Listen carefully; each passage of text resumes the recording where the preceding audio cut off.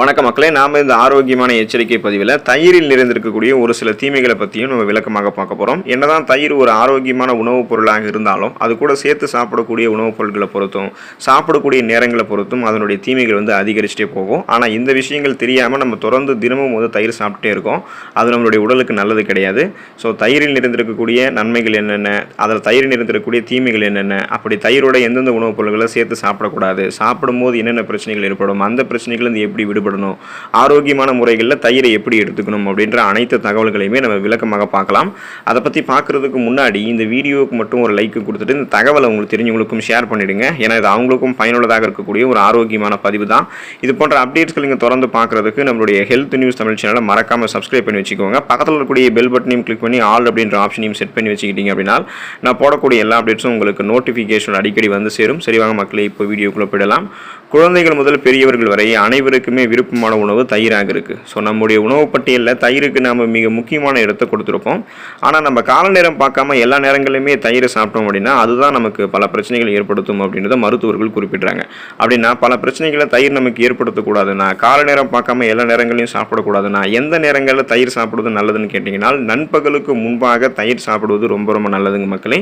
So நண்பகலுக்கு முன்பாக அப்படின்னா காலை உணவுக்கும் மதிய உணவுக்கும் இடைப்பட்ட நேரம், அதுதான் நண்பகலுக்கு முன்பான நேரம். அந்த நேரங்களில் நம்ம தயிர் சாப்பிடலாம். அப்போ நம்ம எப்போல்லாம் தயிர் சாப்பிடக்கூடாதுன்னு கேட்டிங்கன்னா காலை வெறும் வயிற்றில் நம்ம தயிர் சாப்பிடக்கூடாதுங்க மக்களே. ஒரு சில பேர் என்ன பண்ணுவோம்னா அதை பழக்க வழக்கமாகவே வச்சுருப்பாங்க. காலையில் எழுந்த உடனே தயிரை வெறும் வயிற்றில் சாப்பிடுவாங்க. அது அவங்களுக்கு ஆரோக்கியம்னு சொல்லியிருப்பாங்க. ஒரு குறிப்பிட்ட நாட்கள், ஒரு குறிப்பிட்ட மாதங்கள் கழித்து வெறும் வயிற்றில் தயிர் சாப்பிடும்போது உங்களுக்கு பிபி என்று சொல்லக்கூடிய பிளட் ப்ரெஷர், அந்த ரத்த அழுத்தம் தொடர்பான பிரச்சனைகள் ஏற்படும். நரம்புகளில் இறுக்கங்கள் தென்பட ஆரம்பிக்கும் போது ரத்த ஓட்டம் சரிவர உங்களுடைய உடலுக்கு கிடைக்காதால சோர்வு அடைஞ்சிருவீங்க. ஹீமோகுளோபின் உடல் உறுப்புகளுக்கு அனைத்து பாகங்களுக்குமே ஆக்சிஜனை கடத்தி செல்லாது. ஸோ ஆக்சிஜன் சப்ளை டல் ஆகும்போது ரத்த சோகைன்ற ப்ராப்ளத்தால் கூட நீங்கள் பாதிக்கப்படுறதுக்கு வாய்ப்பு இருக்குது. ஸோ அதனால் வெறும் வயிற்றில் காலையில் தயிர் சாப்பிடக்கூடிய அந்த பழக்க வழக்கம் உங்களுக்கு இருக்குன்னா அதை நீங்கள் மாற்றிக்கிறது நல்லது. அதே போல் இரவு நேரங்களில் நம்ம எப்போதுமே தயிர் சாப்பிடக்கூடாது. இரவு நேரங்களில் தயிர் தான் இருக்குது, சாப்பிட்டே ஆகணும் அப்படின்னா நீங்கள் அதை எடுத்துக்கொள்ளாதீங்க. வேறு மாற்று உணவுகள் எடுத்துக்கொள்வது உங்களுக்கு ரொம்ப நல்லது. இப்போ நீங்கள் தயிரை நீங்கள் சாப்பிடும்போது சாதாரணமாக நீங்கள் இருக்கீங்கன்னா உங்களுக்கு அந்த சளி தொந்தரவுகள், இருமல், இந்த மாதிரி பிரச்சனைகள்லாம் வர ஆரம்பிக்கும். ஏற்கனவே உங்களுக்கு சளி பிரச்சனை இதெல்லாம் இருக்குது அப்படின்னா அது இன்னும் தீவிரமடையும். குறிப்பாக அந்த ஆஸ்துமா, மூச்சு திணறல் இருக்கிறவங்கலாம் இரவு நேரங்களில் தயிர் எடுத்துக்கொள்ளக்கூடாது. அது அவங்களுக்கு இருக்கக்கூடிய குளிர்ச்சி தன்மையை இன்னும் அதிகப்படுத்தி பக்க விளைவுகளை இன்னும் அதிகமாக கூட்டிடும். அதனால் நீங்கள் இரவு நேரங்கள் காலை வெறும் வயிற்றிலும் தயிர் சாப்பிடாதீங்க. தயிர் சாப்பிடும் போது பார்த்தீங்கன்னா ஒரு சில பேரெல்லாம் தயிரை சூடுபடுத்தி எடுத்துக்குவாங்க. தயிர் சூடுபடுத்தி எடுத்துக்கொள்ளக்கூட ஒரு உணவே கிடையாதுங்க மக்களே. ஒரு தயிர் என்ன பண்ணுவாங்கன்னா சூடுபடுத்தி எண்ணெய் போட்டு தாளித்து கடுகு, கருவேப்பிலை எல்லாம் போட்டு சுவைத்து சேர்த்து நிறைய சாப்பிடுவாங்க. இந்த மாதிரி சாப்பிட்றது 1% கூட தயிர் நமக்கு நன்மைகளை கொடுக்காது. நிறைய பக்க விளைவுகளை ஏற்படுத்தும். கொலஸ்ட்ரால் தொடர்பான பிரச்சனைகளை ஏற்படுத்தும்.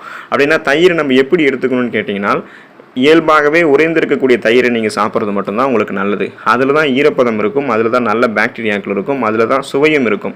இப்போ நீங்கள் தயிரை சூடு பண்ணி சாப்பிட்டீங்கன்னா அதனுடைய ஈரப்பதமும் போயிடும், அதில் இருக்கக்கூடிய நல்ல பாக்டீரியாக்களும் போயிடும், அதனுடைய மருத்துவ நன்மைகளே போயிடும், அதனுடைய வாசனையுமே உங்களுக்கு கிடைக்காது, நன்மைகளையே கொடுக்காது. அதனால் நீங்கள் தயிரை எப்போதுமே உரைய வச்சிருக்கக்கூடிய தயிரை சாப்பிடுங்க. மண் சட்டியில் இன்னும் தயிரை நீங்கள் உரைய வச்சு சாப்பிட்டீங்கன்னா அது இன்னும் நல்லது. உறைந்த தயிரில் காணப்படக்கூடிய தெளிந்த நீரை நீங்கள் குடிக்கும்போது சளி தொந்தரவுகள், தலைச்சூடு, இந்த மாதிரி தலைக்கணம், அந்த மாதிரி பிரச்சனைகள்லாம் உங்களுக்கு சரியாயிடும். உடல் சூடு உங்களுக்கு நீங்கி உடல் குளிர்ச்சி பெறும். ஸோ குறிப்பாக எப்போதுமே அந்த மாதிரி தயிரோட நீங்கள் சுவை சேர்க்கணும் அப்படின்னு நினச்சிங்கன்னா உடனடியாக நீங்கள் தயிரோட சிறிது சர்க்கரை வேணால் சேர்க்கலாம். ஸோ அந்த சர்க்கரை இயல்பாகவே கொஞ்சமாக நீங்கள் தயிரோட சேர்த்து சாப்பிடும்போது அது உங்களுடைய உடலுக்கு எனர்ஜி கொடுக்கும், ஆற்றலை கொடுக்கும். தினமும் ஒரு சில பேரெல்லாம் தயிர் சாப்பிடுவாங்க. தயிர் தினமும் எடுத்துக்கொள்ளக்கூடிய ஒரு உணவு கிடையாது மக்களே. தயிர் நீங்கள் தினமும் எடுத்துக்கொள்ளும் போது ரத்த குழாய்களில் அடைப்பு ஏற்படும். இது முன்னாடி சொன்ன விஷயம் தான். ஸோ குறிப்பாக தொடர்ந்து நீங்கள் தயிர் சாப்பிட்டே இருக்கீங்கன்னா உடல்களில் வீக்கம் ஏற்படக்கூடிய பிரச்சனை இருக்கும், அரிப்பு ஏற்படக்கூடிய பிரச்சனை இருக்கும், அக்கி போன்ற பிரச்சனைகள்லாம் ஏற்படக்கூடும். இதனால் நீங்கள் தயிர் சாப்பிடுவதன் மூலமாக உடலில் கொலஸ்ட்ரால் அதிகமாக சேரும், ரத்த குழாய்களில் அடைப்பு ஏற்படும், சர்க்கரை நோய் ஏற்படும். ரத்த குழாய்களில் அடைப்பு ஏற்படும் போது இதயத்திற்கு போதுமான அளவு ரத்த ஓட்டம் ரத்த குழாய்கள் வழியாக நமக்கு செல்லாது. ஸோ சுருங்கி விரிய ஆரம்பிக்காது ரத்த குழாய்கள். அதனால் ரத்த ஓட்டம் தடைபடும் போது மாரடைப்பு, பக்கவாதம், இதய தமனிகளில் வீக்கம் ஏற்படுவது, இதய தசைகள் வலுவிழந்து போவது, இது மாதிரி பிரச்சனைகள்லாம் ஏற்படலாம். இதயம் நமக்கு பலவீனம் அடையும், பாதிக்கப்படும். ஸோ இந்த மாதிரி இல்லாமல் தினமும் தயிர் சாப்பிட தவிர்த்துக்கோங்க. அப்போ தான் உங்களுக்கு கொலஸ்ட்ரால்லாம் இருக்காது, ரத்த நாளங்கள் இயல்பான அளவில் சுருங்கி விரிஞ்சு இதயத்துக்கு ரத்தத்தை அனுப்பும். எந்த விதமான இதயம் தொடர்பான பிரச்சனையும் நம்ம இல்லாமல் நலமோடு இருக்கலாம். எனவே தினமும் நீங்கள் தயிர் சாப்பிட தவிர்த்துட்டு வாரத்தில் 2 அல்லது 3 நாட்கள் நீங்கள் தயிர் சாப்பிடலாம். அந்த வாரத்தில் 2 அல்லது 3 நாட்கள் கூட நீங்கள் காலை உணவுக்கும் மதிய உணவுக்கும் இடைப்பட்ட நேரமான அந்த நண்பகலுக்கு முன்பாகவே தயிரை உறைஞ்சிருக்கக்கூடிய தயிரோ அல்லது மண் சட்டியில் ஊற வச்சிருக்கக்கூடிய தயிரோ அல்லது சர்க்கரை சேர்க்கப்பட்டக்கூடிய தயிரோ எடுத்துக்கலாம். மற்ற வடிவங்களை நீங்கள் எடுத்துக்கொள்ளும் போது அது உங்களுக்கு பக்க விளைவுகளை கொடுக்கும்ன்றது ஞாபகம் வச்சுக்கோங்க.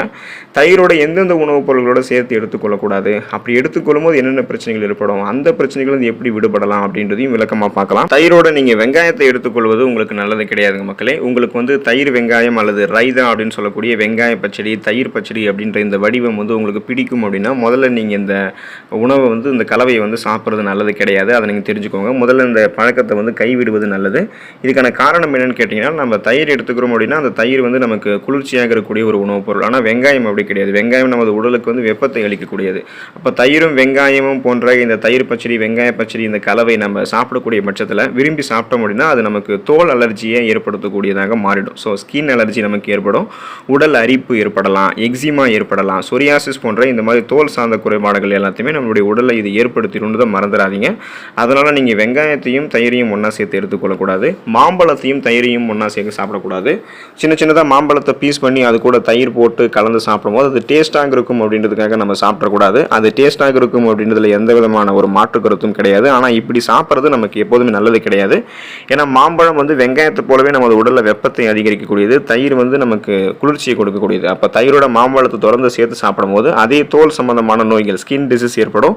குறிப்பாக இன்னும் ஒரு படி மேலே போய் உடலினுடைய செயல்பாடுகள் தடைபட ஆரம்பிக்கும். அதாவது இந்த உடலில் கழிவுகள் சேர ஆரம்பிக்கும். உங்களுடைய உடல் சுறுசுறுப்பாக இயங்காது, மயக்கம் ஏற்பட மாதிரி உங்களுக்கு உணர்வு இருக்கும்.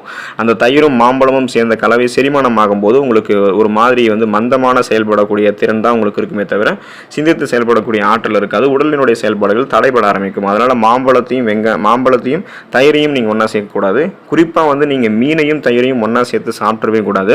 தயிர் அப்படின்றது புரோட்டீன் அதிகமாக இருக்கக்கூடிய ஒரு உணவுப் பொருள். இது மாடுகளிலிருந்து பெறப்படுவதால் இது விலங்கு வகை புரதத்தை சேர்ந்தது. அதே போல் மீனில் அதிக அளவில் புரதம் இருக்குது. இதுவுமே விலங்கு வகை புரதம் தான். எப்போதுமே ஒரு விலங்கு வகை புரதத்தோட நம்ம இன்னொரு விலங்கு வகை புரதத்தையும் அல்லது தாவர வகை புரதத்தோட இன்னொரு தாவர வகை புரதத்தையும் சேர்த்து சாப்பிடக்கூடாது. இது நமது உடலில் பல்வேறு பாதிப்புகளை ஏற்படுத்திடும். தயிரோட மீன் சேர்த்து சாப்பிட்டீங்கன்னா அஜீரண கோளாறு ஏற்படுவதோட வயிறு தொடர்பான பலவிதமான உடல் உபாதைகள் ஏற்படும். அதாவது சீரற்ற குடல் இயக்கம், கடுமையான மலச்சிக்கல், வயிற்று வலி, வயிற்று பொறுமல், வாயு பிரச்சனை, வயிற்றுப்போக்கு, இந்த மாதிரி பிரச்சனைகள்லாம் ஏற்படும். குறிப்பாக தோல் சார்ந்த பிரச்சனை, ஸ்கின் டிசீஸும் உங்களுக்கு ஏற்படும். அங்கே தோள்களில் வெள்ளை போன்ற தழும்புகள் ஏற்படுதல், தோல் சார்ந்த பிரச்சனைலாம் நமக்கு ஏற்படும். ஸோ அதனால் நீங்கள் மீனையும் தயிரையும் ஒன்றா சேர்த்து எடுத்துக்கொள்ளக்கூடாது. உளுத்தம்பருப்பு நம்ம தயிரோடு சேர்த்து சாப்பிடக்கூடாது. தயிருடன் உளுத்தம்பருப்பினால் செஞ்சிருக்கக்கூடிய உணவுகளை சேர்த்து சாப்பிட்டு வந்தோம் அப்படின்னா அது செரிமானத்தில் பிரச்சனையை உருவாக்கி இறுதியில் வயிற்று உப்புசம், வாயு கோளாறு, வயிற்றில் வீக்கம் ஏற்படுதல், வயிற்றுப்போக்கு ஏற்படுதல் அல்லது பேதி போன்ற மோசமான நிலைக்கு கூட நம்மளை கொண்டு போய் விட்டுரும். அதனால் நீங்கள் தயிரோட உளுத்தம்பருப்பினால் செஞ்சிருக்கக்கூடிய உணவுகளோ அல்லது உளுத்தம்பருப்போ சூடான செஞ்சிருக்கக்கூடிய ஃபுட்ஸ் எதுவாக இருந்தாலும் அதை நீங்கள் எடுத்துக்கொள்ளக்கூடாது. தயிர் என்னதான் ஆரோக்கியமான ஒரு உணவுப் பொருளாக இருந்தாலும் அதோடு சேர்க்கப்படக்கூடிய உணவுகளை பொறுத்தும் சாப்பிடக்கூடிய நேரங்களை பொறுத்தும் நமக்கு அதனுடைய தீமைகள் அதிகரிச்சுட்டே போகும். அதனால் அவருடைய நன்மைகளை மட்டுமே பெறுவதற்கு அளவாக இந்த விஷயங்கள்லாம் தெரிந்து கொண்டு தயிரை எடுத்துக்கோங்க. நலம் பெறுங்கள். அடுத்த ஆரோக்கியமான பதிவில் மறக்காமல் சந்திப்போம். நன்றி மக்களே.